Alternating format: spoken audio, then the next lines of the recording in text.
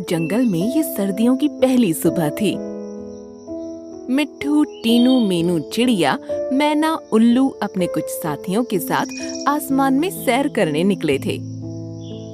लेकिन सुबह सुबह कोहरे की वजह से आज की सैर में किसी तरह का कोई मजा नहीं आ रहा था। सभी मोटे पपीते की डालियों पर जाकर बैठ गए। कैसे हो प्यारे पक्षियों? सुबह सुबह की सैर कैसी रही? कुछ खास नहीं पपीते भैया, आप बताओ आपकी सुबह कैसी रही? मेरे लिए तो सुबह शाम बराबर है, और जब तक तुम लोगों के काम आता रहूंगा तब तक खुशी रहूंगा। तुम बहुत अच्छे हो पपीते भैया, कहकर मिट्ठू बाकी पक्षियों से बोला। प्यारे दोस्तों, इस बार ठंड कुछ ज्यादा ही पड़ने वाली है। मेरा कहना है कि हम सभी को अभी से अपने घोंसलों और घरों को नील के फूलों से सजा देना चाहिए, तभी उनमें अभी से गर्मी पैदा हो जाएगी और हमारे घोंसले हमें सर्द रातों की ठंडक से बचाने के लिए अभी से तैयार हो जाएंगे। मैं भी यही सोच रही थी कि इस बार हमें ये काम पहले ही कर देना चाहिए। चलो सभी नीली पहाड़ी पर चलते हैं। अगर कोई परेशानी हो तो मुझे जरूर याद करना। ठीक है पपीते भैया, चलो सब नीली पहाड़ी पर चलते हैं। सभी पक्षी वहां से उस नील पहाड़ी की तरफ उड़ गए जहां नील के पेड़ थे। नील के फूल पूरे जंगल में उगने वाले फूलों में सबसे बड़े और गर्म होते थे।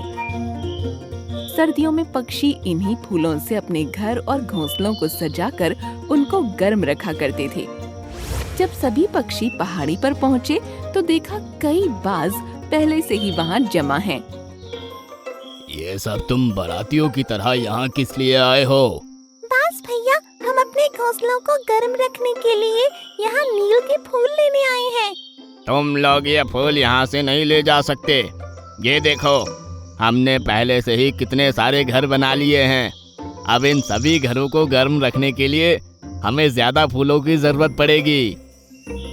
ये सुनकर सभी ने देखा कि बाजों ने वहाँ कई सारे घर बना रखे थे। सभी पेड़ों की टहनियों में लटके हुए थे। बस भैया, ये तो बहुत सारे घर हैं और आप लोग सिर्फ 4 हो। फिर आप इतने सारे घरों का क्या करने वाले हो? सभी बाजों ने एक दूसरे को रहस्यमयी तरीके से मुस्कुराकर देखा और बोले, ये सभी घर हमने आप जैसे छोटे पक्षियों की मदद के लिए बनाए हैं।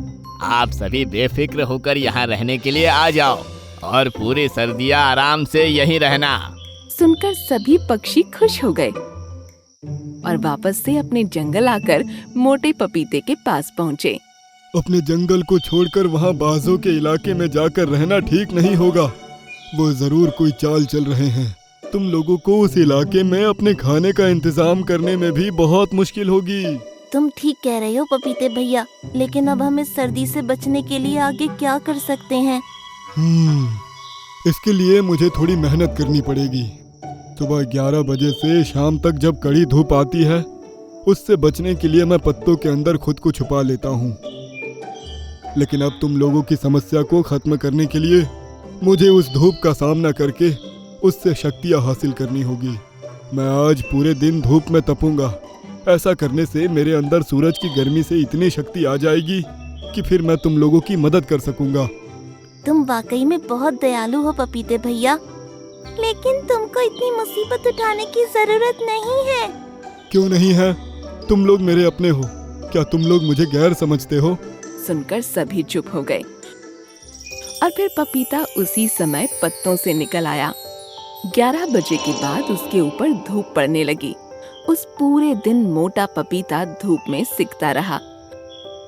उसको काफी परेशानी हुई, लेकिन पक्षियों की मदद के लिए वो इस तपिश को बर्दाश्त करता रहा।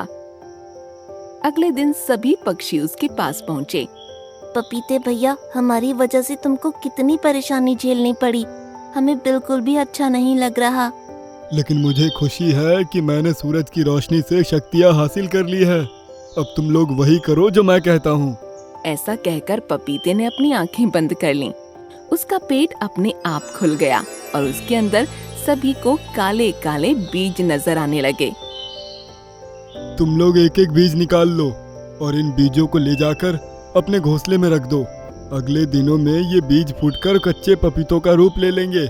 उन पपीतों में इतनी गर्मी होगी कि सारी सर्दियाँ तुम लोग आराम से उसमें रहकर गुजार सकोगे। ये सुन सभी पक्षियों ने उसका बहुत बहुत धन्यवाद किया और फिर एक एक बीज को अपनी चोंच में दबाकर ले गए।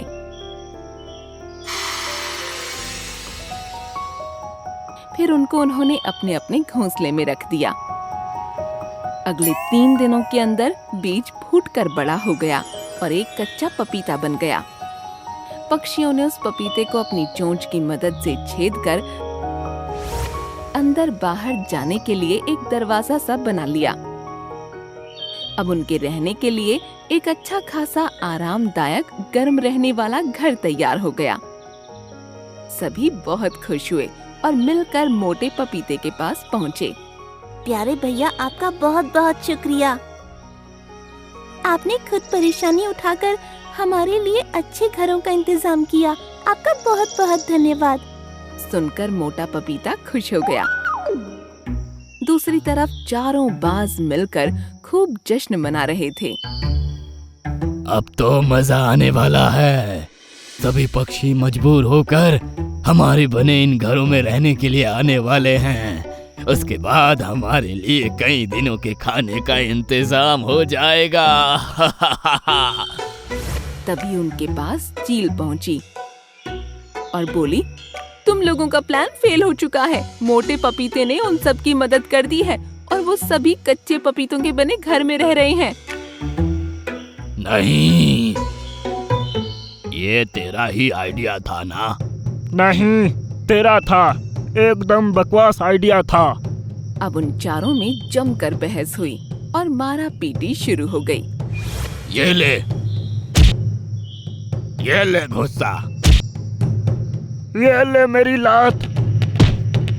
काफी देर तक बाज लड़ते रहे और चोट खाकर एक तरफ बैठ गए।